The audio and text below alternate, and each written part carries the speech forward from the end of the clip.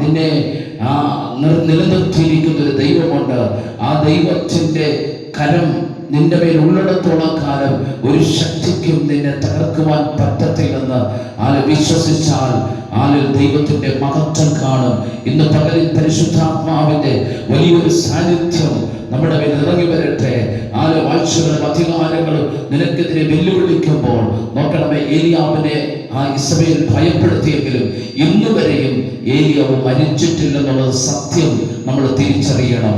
അങ്ങനെയെങ്കിൽ നിന്നെ ഭയപ്പെടുത്തുന്ന, നിന്നെ ഇല്ലാതാക്കാൻ ശ്രമിക്കുന്ന ഒരു അന്ധകാര ശക്തിക്കും നിന്നെ തൊടുവാൻ കഴിയത്തില്ല. സ്വർഗത്തിലെ ദൈവം നിന്നെ അധികാരപ്പെടുത്തി ആയിരിക്കുന്ന ദേശത്ത് നിർത്തിയിരിക്കുമ്പോൾ ഒരു അന്ധകാര ശക്തികൾക്കോ ഒരു ആഭിചാരത്തിനോ നിന്നെ തൊടുവാൻ കഴിയത്തില്ല.